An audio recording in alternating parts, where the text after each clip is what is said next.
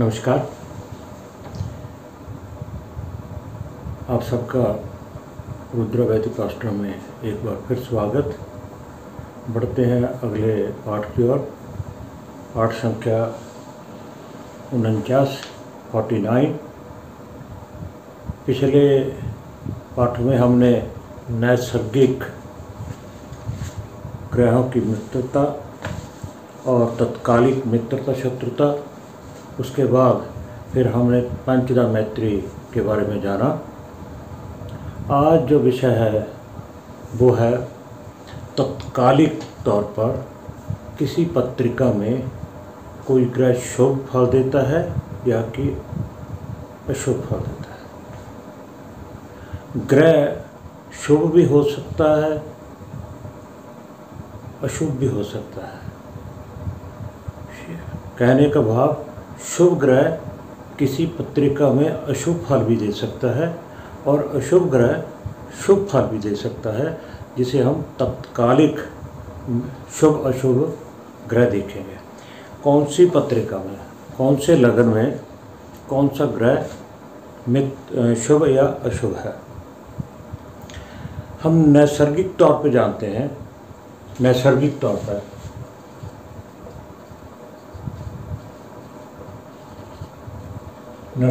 ग्रह जो है, शुभ ग्रह कौन से हैं?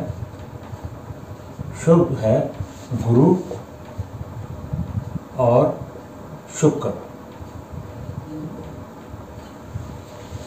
अगर चंद्रमा पूर्णमासी के आसपास है तो वह भी शुभ का रहेगा। बुध अकेला या शुभ के साथ बैठा है, वो भी शुभ कहलाएगा। ये यानी कंडीशनल है, कंडीशन है, अप्लाई होती है। और अशुभ ग्रह कौन से हैं?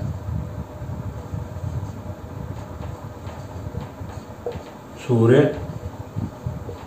मंगल, शनि, राहु और केतु।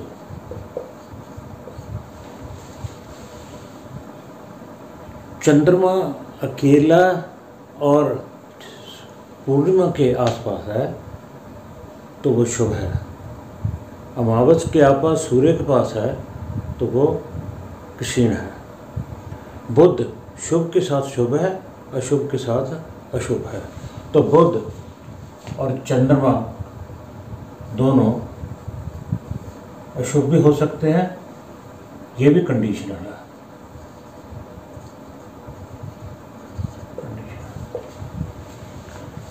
ये हम पहले जान चुके हैं ज़रा। जो आज का विषय है वो है तत्कालिक तौर पर कौन सा ग्रह किस पत्रिका में शुभ फल देगा और कौन सा ग्रह अशुभ देगा, चाहे वो ग्रह शुभ है चाहे वो अशुभ है। तो सबसे पहले हम ये जानेंगे कि जो भाव हैं, केंद्र के भाव हमेशा शुभ होते हैं। आप सबको बताया गया शुभ है, ये भी शुभ है। परंतु ये भी बताया गया है कई बार केंद्र के भाव जो इनके स्वामी है वो अपनी शुभता को रखने में, कायम रखने में असमर्थ रहते हैं, अपनी शुभता को कामयाब रखने में असफल रहते हैं। त्रिकोण के भाव, ये त्रिकोण है, ये योगकारी है, ये भी योगकारी भाव है। ये तीनों भाव आपस में कभी शत्रु नहीं होते और ये अशुभ भी नहीं होते। इनकी दूसरी राशि, इनके स्वामियों की दूसरी राशि भले ही कहीं पे हो गया और ये भाव अशुभ है। 3, 6 और 11।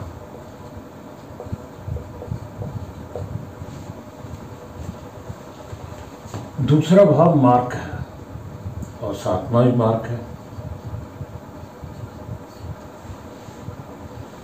6, 8 और 12 ये दुख भावी है, दुख भावी है।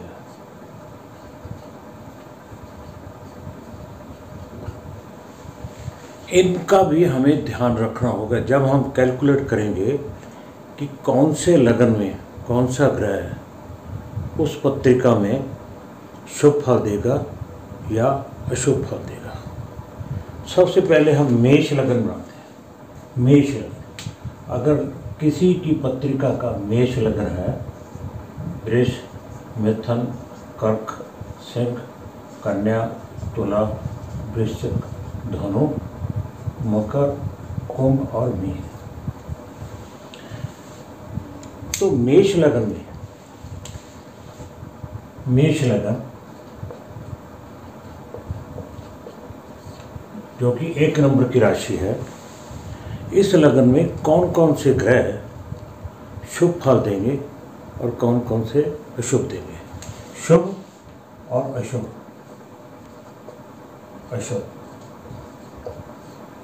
सम भी हो सकता है।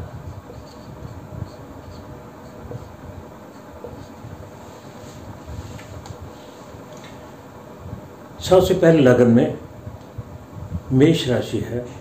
मेष राशि का स्वामी मंगल है। लगन हमें सर्वप्रिय है और लगन का स्वामी कभी अशुभ नहीं हो सकता। त्रिकोण के तीनों त्रिकोणों के स्वामी, तीनों त्रिकोण के भाव जो हैं ये अशुभ नहीं हो सकते। मेष की मंगल स्वामी है और इसका दूसरी राशि अष्टम भाव में है। दुख भाव के होने के बावजूद भी मंगल लग्नेश है, इसलिए ये शुभ में ही रहेगा मंगल। दूसरी राशि, दूसरा भाव जिसमें वृष राशि है। वृष राशि का स्वामी शुक्र, शुक्र की दूसरी राशि तुला, तुला जो कि मार्क भाव है और दोनों मार्क भाव हैं, तो इसके लिए शुक्र केंद्र होने के नाते शुभ भी है, नैसर्गिक तौर पर शुभ भी है, मगर सप्तम भाव भी मार्क है और दूसरा भाव भी मार्क है। हमें ये भी देखना होगा कि शुक्र के लग्नेश के साथ कैसे संबंध है, लग्नेश के शुक्र के साथ कैसे संबंध है। सो इन बातों को ध्यान में रखते हुए हम क्या कहेंगे कि शुक्र जो है सम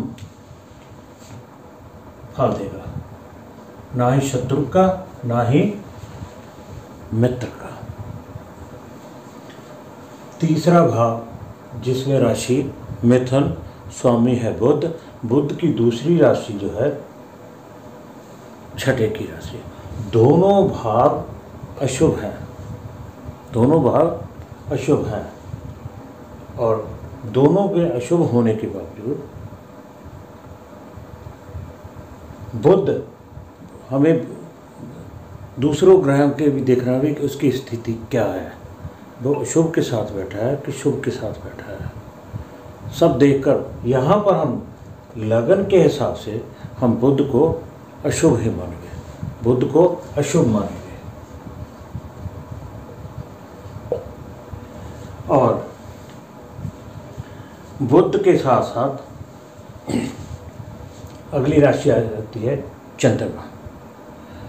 चंद्रमा की एक ही राशि है जो कि केंद्र में है, इसलिए ये शुभ राशि है और ये शुभ में आएगा। उसके बाद सूर्य, सूर्य त्रिकोण का स्वामी है, एक ही राशि है, ये भी शुभ में आएगा। बुध हमने देख लिया, शुक्र देख लिया, मंगल देख लिया, अब रह के कौन गया? गुरु। गुरु त्रिकोण का स्वामी है, योगकारी है, इसलिए ये भी शुभ में आएगा। शनि, शनि केंद्र का स्वामी है, शुभ भाव का स्वामी है, मगर नैसर्गिक शुभ है। इसकी दूसरी राशि अशुभ में है और इसके मंगल के साथ मित्रता नहीं है, इसलिए ये अशुभ में आएगा शनि। सॉरी, यहाँ शुक्र लिखना था। तो इस प्रकार मेष लगन में सूर्य, चंद्र, मंगल और गुरु जो है शुभ फल देंगे, बुध और शनि अशुभ फल देंगे, शुक्र सम फल देगा। तो ऐसी प्रकार हम बाकी लग्नों में अगले लेसन में चर्चा करेंगे। आप सबका धन्यवाद।